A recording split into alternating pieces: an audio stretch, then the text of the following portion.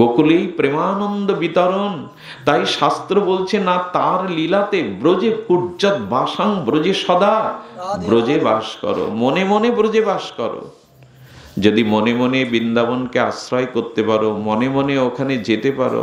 আজ দেহে আমরা ওখানে নেই, কিন্তু মনের সাথে যদি বৃন্দাবনের একবার যোগ হয়ে যায়, হ্যাঁ, ভগবানের লীলাতে পরমানন্দ আছে। দেখুন, এই ব্রজে আর ব্রজেন্দ্র নন্দনের এই লীলাতে আমাদের অভিনিবেশ যেন আসে। ছোট কয়েকটি দৃষ্টান্ত দিয়ে আমরা জানতে চেষ্টা করব ব্রজের মহিমা। দেখুন, চপলা সরলা বলে দুই বোন ছিল। তো চপলা সফলার একটার বয়স 11, একটার 9।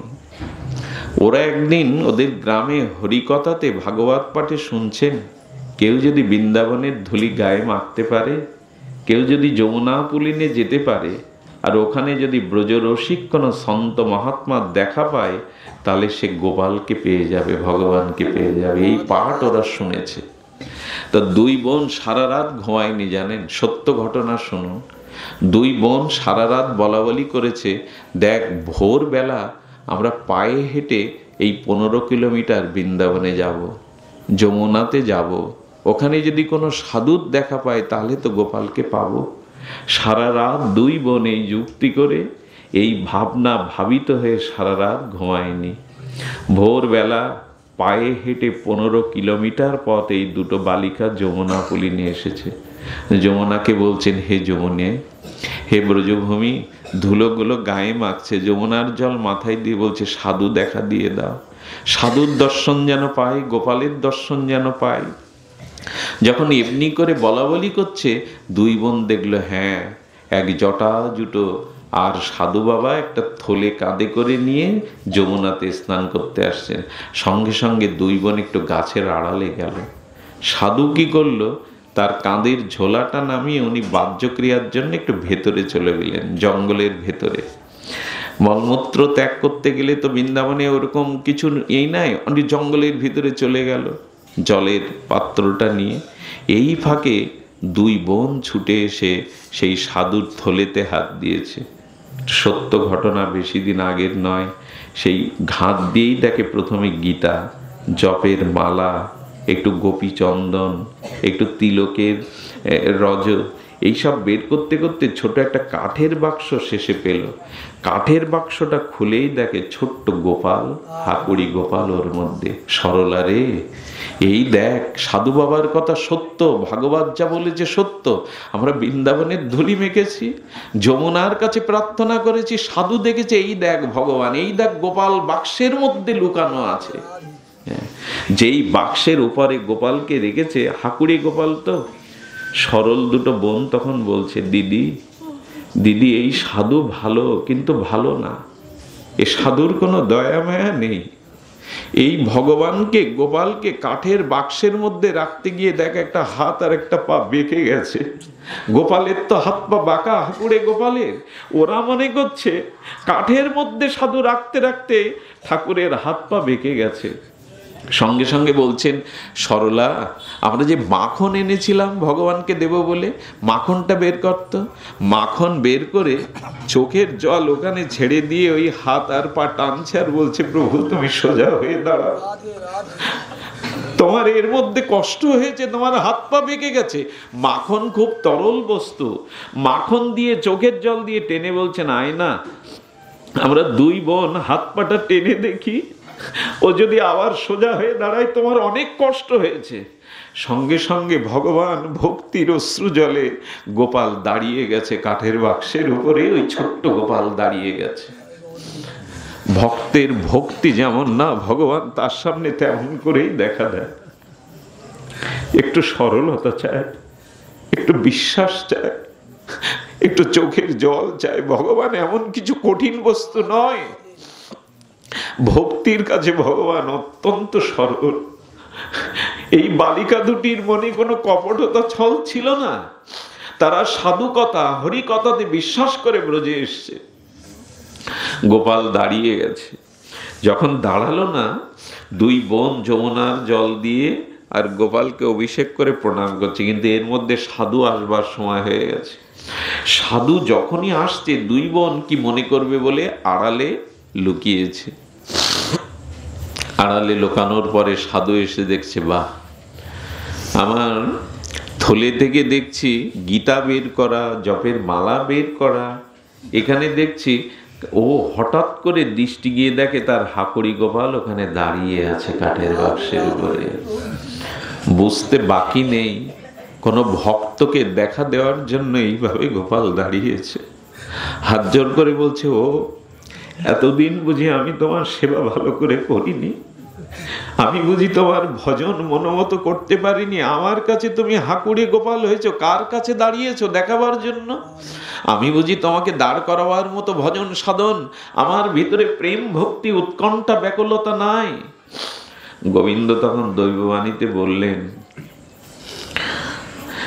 আমার কাছে যে সরল হয় না তার কাছে আমি সোজা হয়ে দেখা দিই, যার বুদ্ধি বাঁকা না তার কাছে আমি বাঁকাই থেকে যাই। ওদের মতো সরলতা তোমার তো চিত্তে নাই, তাই ওদের কারণে আমি দাঁড়িয়েছি। এই হলো ব্রজের ঠাকুর, এই হলো আমাদের ভগবান। একটু সরলতা, একটু বিশ্বাস নিয়ে যদি তার কাছে যাওয়া যায়, তিনি ভক্তের ভক্তি ভাবনার কাছে সেই রূপই ধারণ করেন। ভগবানকে হামাগুড়ি দেয়, যার একটা লোমকূপে অনন্ত ব্রহ্মাণ্ড ধারণ হয়েছে। গোবিন্দ মা যশোদার অঙ্গনে হামাগুড়ি দিচ্ছে। হামাগুড়িকে সাধু ভাষায় বলে রঙ্গন ক্রিয়া।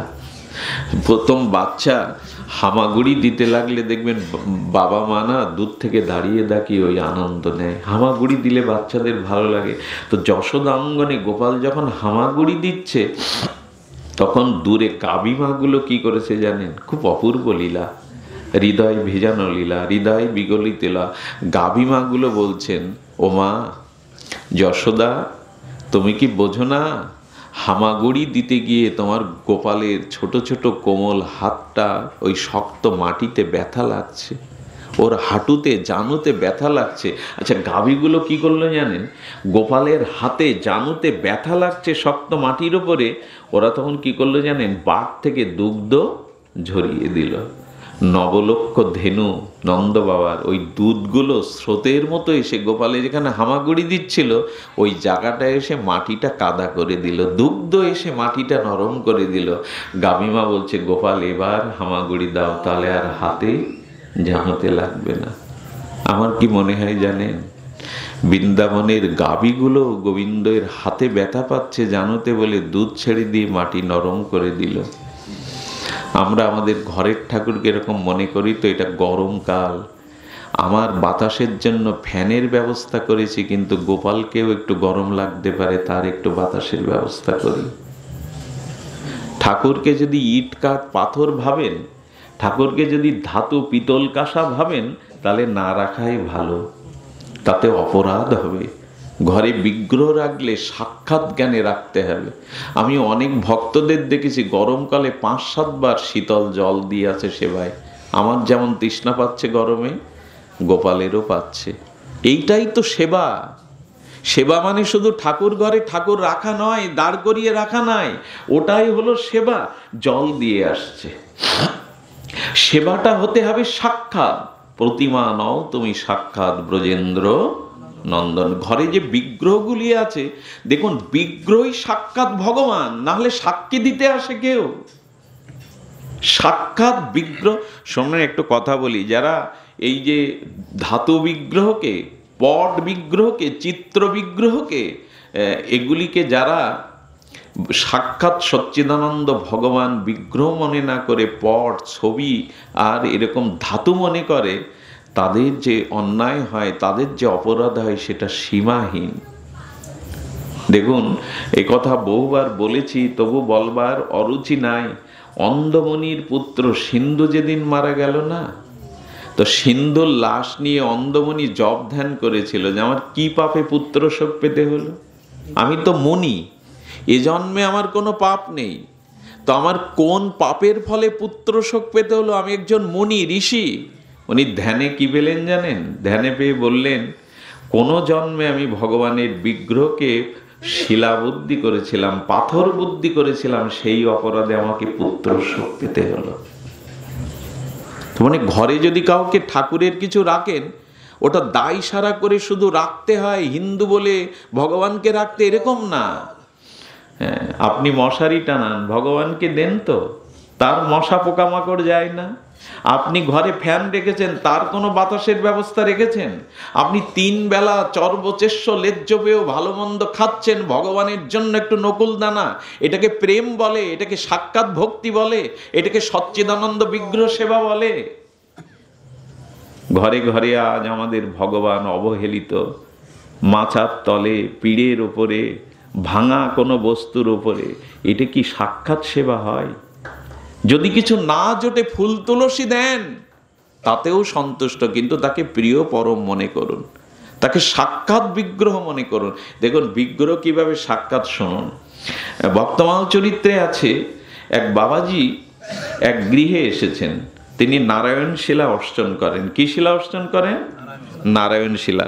এবং এই নারায়ণ শিলা তিনি সাক্ষাৎ জ্ঞানে ভালোবাসেন। অষ্টদল তুলসী দেন, জল দুগ্ধ দিয়ে অভিষেক করান, তার পূজা আরতি কীর্তন করেন। আর এই বিগ্রহ সেবা এমন করে করেছেন তিনি যে ওই বাড়ির একটা যুবতী মেয়ে ওটা লক্ষ্য করেছে, কিভাবে দুগ্ধে স্নান করান, কিভাবে সুগন্ধি তৈলাদি মাখান, কিভাবে তুলসী দল, কিভাবে ভোগ লাগান, কিভাবে আরতি দেখান, কিভাবে ভগবানকে বন্দনা করেন, সব দেখে দেখে সাধু বাবা চলে যাবে।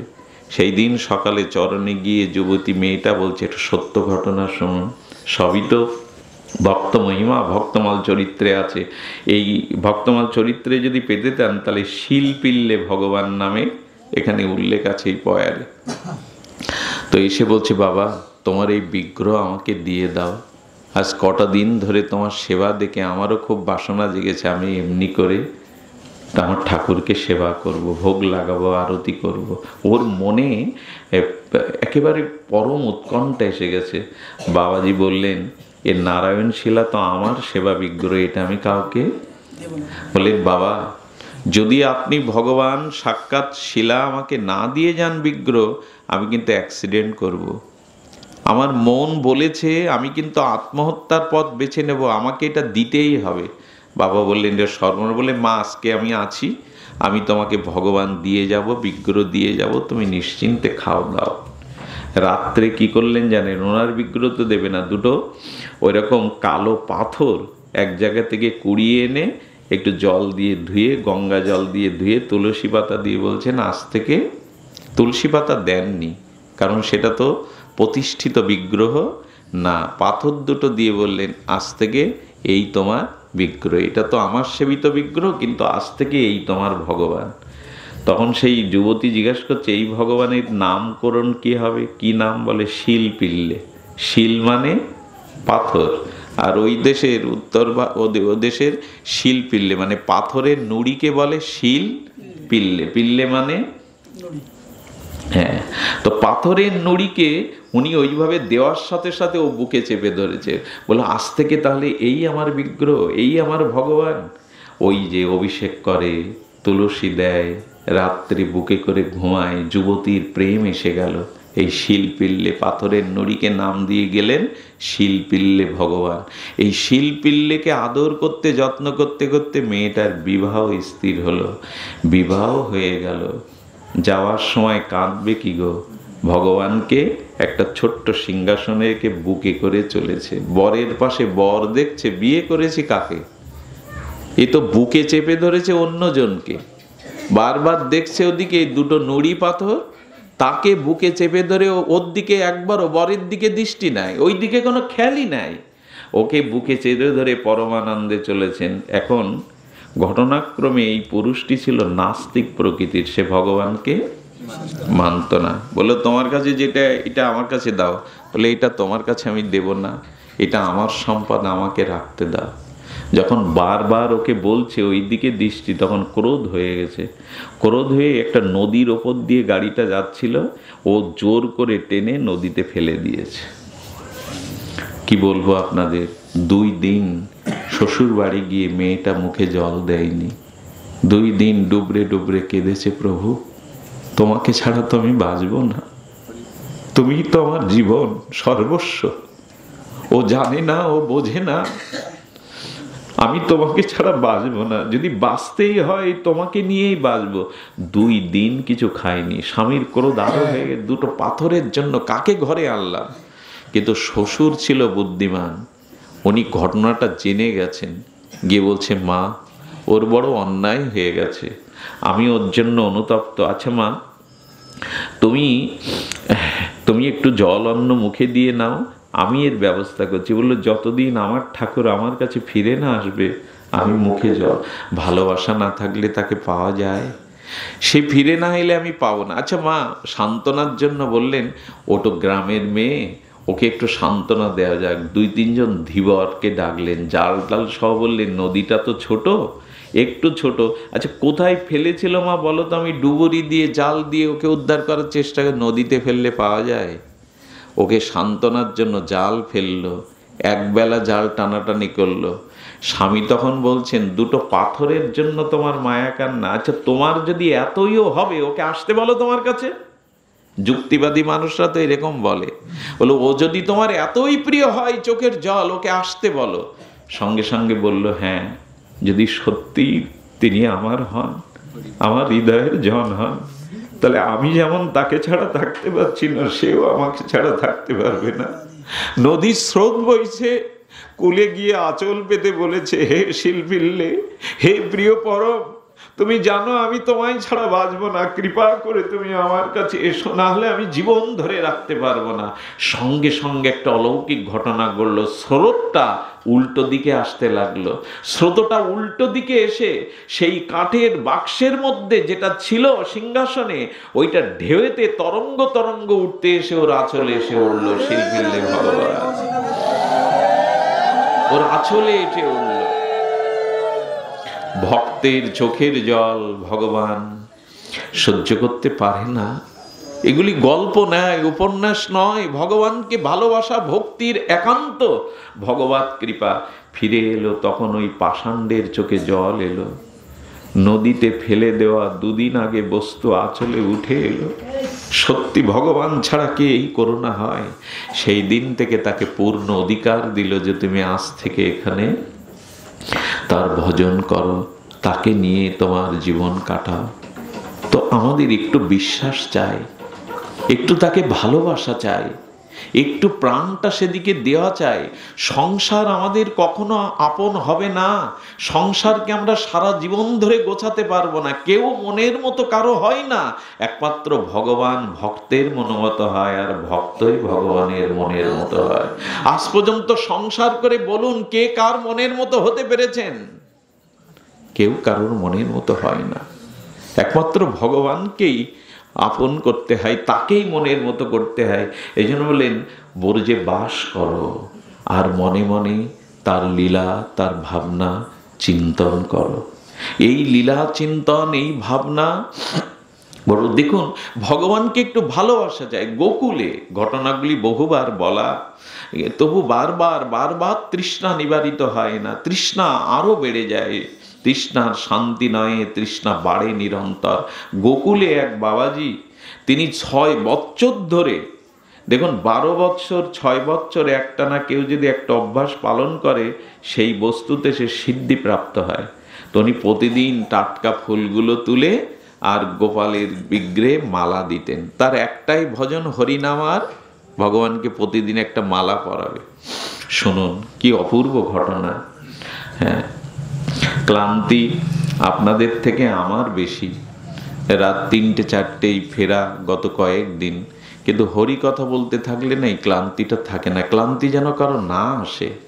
একটা কথা বলি, কথাটা অপরাধ নেবেন না। ভাগবত কথাতে যদি কেউ ঘুমায়, কেউ ঝিমায়, হরি কথাতে যদি চোখে জল না আসে, হৃদয় না ভিজে যায়, জানবেন অনেক জন্মের অপরাধ বুকে বাসা আছে, বাধা আছে। এহেন কৃষ্ণ নামে প্রেম না হয় অঙ্কুর, জানিও দেহে আছে অপরাধ প্রচুর। কোথায় কোনো অপরাধ লুকিয়ে আছে, এই জন্য রুচি হচ্ছে না হরি কথাতে, ভাগবত কথাতে রুচি হচ্ছে না। হরি কথাতে রুচি হওয়াই মানে শুদ্ধ ভক্তির স্তরে আপনি পৌঁছে গেলেন, আপনার চিত্ত শুদ্ধি হয়ে গেল। এই জন্য হরি কথাতে রুচি আনতে হবে। ভগবানকে এই প্রার্থনাই তো ঠাকুরমশাই করেছেন, গৌরাঙ্গ বলিতে হবে পুলক শরীর, হয় কই? শ্রী গৌরাঙ্গ বলতে আমার শরীর পুলকিত হয় কই? হরি হরি বলিতে নয়নে বহেনি। হে প্রভু, তোমার কথায় কবে হৃদয় বিগলিত হবে? কবে চোখে দুপোটা প্রেমশ্রু বিগলিত হবে? কবে মন ঝেড়ে কেঁদে হৃদয়টাকে হালকা করতে পারবো? রাধে রাধে বলে, গোবিন্দ বলে, নিতাই গৌর বলে, এগুলো নিজের কাছে প্রশ্ন করতে হয়।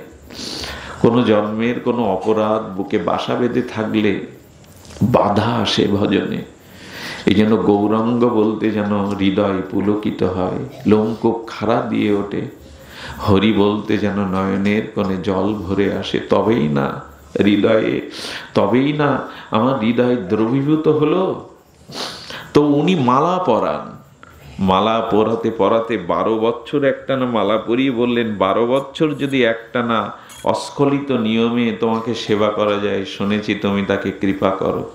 কাল 12 বছর পূর্ণ হবে, ওর আনন্দে ঘুম নাই। কাল 56 ভোগ দিয়ে আমি তোমার পায়ে প্রণত হব, নিশ্চয়ই তুমি আমাকে দর্শন দেবে। আমার মালা যে তুমি এতদিন গ্রহণ করেছো, নিজ মুখে বলবে, আমি সেই প্রত্যাশায় রইলাম। সারা রাত গেল, সকালবেলা বলছেন 12টা বছর একদিনও স্বপ্নে তুমি আমাকে জানাওনি যে আমার মালা তুমি পেয়েছো। আমার কি মনে হয় তুমি নিষ্ঠুর। তোমাকে 56 ভোগ দিলাম, 12 বছর ধরে মালা পরালাম, একদিনও তোমার কৃতজ্ঞতা নেই আমাকে জানানোর যে তোর মালা আমি পেয়েছি। স্বপ্নেও তো তুমি বলতে পারতে। আচ্ছা, ভালোবাসা না থাকলে তার প্রতি অভিমান আসে। অভিমান করে বললেন, তোমার এখানে আর না। আমার মনে হয় আমি যদি গোকুল ছেড়ে, আমি যদি বর্ষণায় গিয়ে রাধারানীকে মালা দিতাম, রাধারানী করুণাময়ী আমায় কৃপা করে দিত, রাধারানী আমায় কৃপা করতো, আমি তোমার এই গোকুলে থাকবো না। কাঁথাটা ঘাড়ে নিল, জলের পাত্রটা সাধুর আর কি সম্পদ, এই তো নিয়ে ও চলেছে। আর ক্রোধে অভিমানে চলেছে। এই যেতে যেতে যেতে যেতে যখন গোকুলের শেষ সীমানা, বর্ষণার সীমানায় পা দেবে, সঙ্গে সঙ্গে একটা বালক রাখাল আর কিছু গাভীগুলো নিয়ে সামনে এসে বলছে, বাবাজি দাঁড়াও। আচ্ছা, একে তো অনুরাগ, একে তো ব্যথা ভরা হৃদয়। বললেন, তুই আমার পথ আগলে কেন? চলে যা, সামনে থেকে সরে যা। বললো, আমি তোমাকে যেতে দেব না। বলে, তুই যেতে না দেওয়ার কে? হ্যাঁ, তুই সামনে এসেছিস কেন? এই যে ভেতরে অভিমান আছে, তো অভিমানে বাচ্চাদের সাথে এরকম কথা বলছে। আর বাচ্চা তো আর কেউ না, এসেছে স্বয়ং সাক্ষাৎ ব্রজেন্দ্র রন্ধ্র রাখাল বেশে। বাবা, তোমাকে আমি যেতে দেব না। বলে, তুই বাধা দেওয়ার? বারবার যখন বলছে, ওকে হাত ধরে ধাক্কা দিয়ে ফেলে দিয়েছে, দূরে যা, সরে যা, আমার পথ ছেড়ে দে। যেই ভক্ত তো, সাধু তো, যেই ফেলে দিয়েছে না ধুলায়, ওর দিকে তাকিয়ে দেখে আর কেউ না, যার গলে 12 বছর মালা পরিয়েছে, সেই গোপালকে উনি ফেলে দিয়েছেন। উঠে দাঁড়িয়ে বলছে, বাবা আমাকে ছেড়ে যেও না, আমি যে তোমার মালার প্রতীক্ষায় প্রতিদিন অপেক্ষা করি।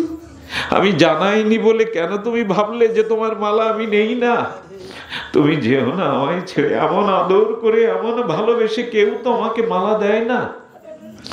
চরণে লুটিয়ে পড়ে বললেন, তোমার একটা স্বভাব যে তুমি না কাঁদালে স্থির থাকতে পারো না। তোমার কাছে পরীক্ষা দিতে হয়, এত কাঁদাও কেন তুমি, এত পরীক্ষা কেন তুমি? বললেই তো হয়। গোবিন্দ তখন বললেন, ভক্ত যখন আমার জন্য কাঁদে আমার হৃদয়ে, তখনই আনন্দ হয়। ও সংসারের জন্য কত কেঁদেছে, আমার জন্য তো কাঁদেনি। এজন্য ভক্তকে আমি কাঁদাই। তবে শোনো, আমি ভক্তের চোখের জল ঘুচিয়ে দেই না, মুছিয়ে দেই। ভক্ত যত কাঁদে আমি জল মুছাই, কিন্তু গুছাই না। কারণ গোবিন্দ বলে, কৃষ্ণ বলে, রাধা বলে জগতে কজন কাঁদতে পারে? যারা কাঁদে আমি তাদের কাছেই চিরদিন থেকে যাই, তাদের ভক্তিতে আমি চিরদিন অধীন। না হলে মা যশোদা কখনো দড়ি দিয়ে বাঁধতে পারে ভগবানকে? ভগবানকে কি দড়ি দিয়ে বাঁধার মতো শক্তি ভগবান? কিন্তু উদুখল দামবন্ধ মানাং, যশোদা মা আর রঞ্জু দিয়ে তাকে বাঁধলেন। জগতে ভগবান দেখালেন, মা যে বাঁধনটা বেঁধেছে, গোবিন্দ পারেন না ওটা কাটতে। মা যে দামোদরকে বেঁধেছে, ভগবান পারেন না বাবা ওটা কাটতে। কাটতে পারেন, কেন পারলেন না? সখাদের বললেন তোরা একটু টানা হাসরা করে দেখ তো খুলে দিতে পারিস কিনা। ওই রঞ্জু দিয়ে যমল অর্জুন বৃক্ষোৎপটন করলেন ঠেলাঠেলি করে, তবু কাটল না। এর একটাই অর্থ, গোবিন্দ বললেন ভক্ত যদি ভক্তির দ্বারা আমায় বাঁধে, আমি ভগবান, আমারও শক্তি নেই ভক্তের বাঁধন খুলবার। ভক্ত যদি প্রেমের দ্বারা আমায় বাঁধে, আমি সর্বশক্তিমান ভগবান হলেও আমার সাধ্য নাই সেই বাঁধন খুলবার। আসুন না একটু ভজনের দ্বারা, প্রেমের দ্বারা, একটু অশ্রুর দ্বারা তাকে হৃদয়ে বাঁধি, তাকে একটু মা যশোদার মতো প্রেমডোরে বাঁধি। এই ভগবানকেই আমাদের হৃদয়ে বাঁধতে হবে, ভগবানকেই আমাদের হৃদয়ে স্মরণে রাখতে হবে।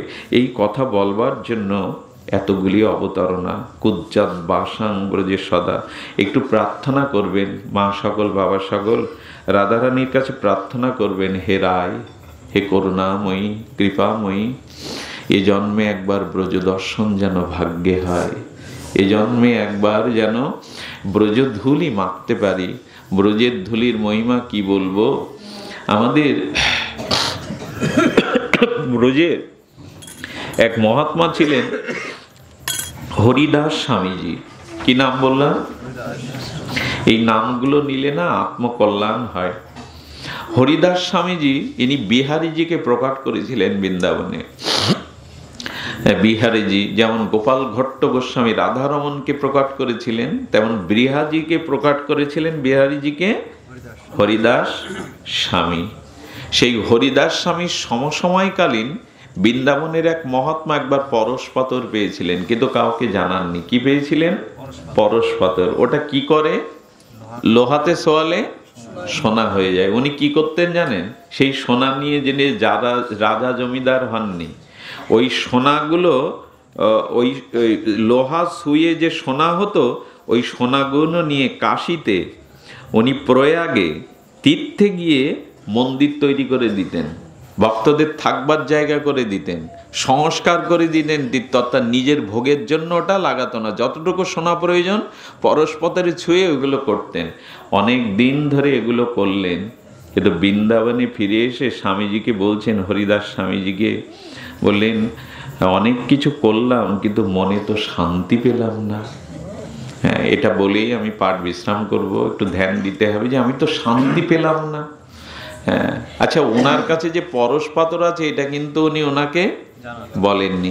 উনি তখন বললেন কি, শান্তি আপনি পেতে পারেন, যেটা আছে কাছে না ওটা ফেলে দিয়ে আসুন যমুনা। বলে আমার কাছে যেটা আছে উনি জানলেন কি করে? বলে জানেন বলেই তো এখানে এসছে ও। উনি পরম ভগবানকে প্রকট করেছেন হরিদাস স্বামীজি। তো তখন বলছেন কি, তখন বলছেন ওটা যতদিন ফেলে না দেবে মনে শান্তি পাবে না। মানে আমার বলবার উদ্দেশ্য হলো, আপনি দান ধ্যান তীর্থ পর্যটন যতই করেন ওর দ্বারা পূর্ণ হবে, কিন্তু কোনো মহতের কৃপা, ভগবত কৃপা, ব্রজে বাস, লীলা স্মরণ না করলে ভক্তি হবে না। পূর্ণ হলে সুখ হয়, কিন্তু ভজনে আসে শান্তি। শান্তি আর সুখ এক জিনিস নয়, সুখ আর আনন্দ এক জিনিস নয়। এই জন্য উনি শান্তি পান না, আমরাও পাবো না। কত কি করব, ঢাক ঢোল পিটিয়ে কত কি করব, কিন্তু শান্তি ভজন ছাড়া হবে না। হৃদয়ে কোনো বাসনা থাকলে হবে না। এই জন্য বললেন ফেলে দিয়ে এসো। ফেলে দিয়ে আসলো বটে, এসে কিছুকাল ভজন করার পরেও বলছেন, আপনার বলাতে ফেলে দিয়েছি, তবু যে মনে শান্তি নেই, তবু যে মনে শান্তি নেই। বাবাজি কি বললেন জানেন? তুমি ফেলে দাওনি, তুমি মনি যমুনায় ফেলে দাওনি, কারণ তুমি এখনো বসে বসে ওটা মনে মনে ধরে রেখেছো। মনিটা যদি থাকতো আজকে একে দিতে পারতাম, এই মন্দির ঠিক করতে পারতাম। তুমি বাইরে ফেলেছো কিন্তু মনে ফেলোনি। আমার কি মনে হয় জানেন? বাইরের ত্যাগের থেকে মনের ত্যাগটাই হলো আসল ত্যাগ। বাইরে যতই আমি ত্যাগ বৈরাগ্য দেখাই, যদি মনের থেকে ত্যাগ না হয় সে ত্যাগ কখনো ত্যাগ নয়। চরণে লুটিয়ে পড়ে বললেন, ওরে মনের থেকে ত্যাগ কর, তবে শান্তি পাবি। তাকে কি করলেন জানেন? এই দেখুন, ব্রজে বাসের কথা কেন বলছি? বলছে এক মুঠো ব্রজের ধুলি তোলতো, ব্রজের রেণু তোল। ব্রজের ধুলিগুলো তুলে আর ওই সাধককে বলছেন এবার একটু ছেড়ে দে। আপনাদের কি বলবো, হরিদাস স্বামীজির অলৌকিক মহিমায় ভজন প্রভাবে ওই মণি ওই যতগুলো রেণু খেলছে, দেখছে রেণুর সাথে একটা করে পরশ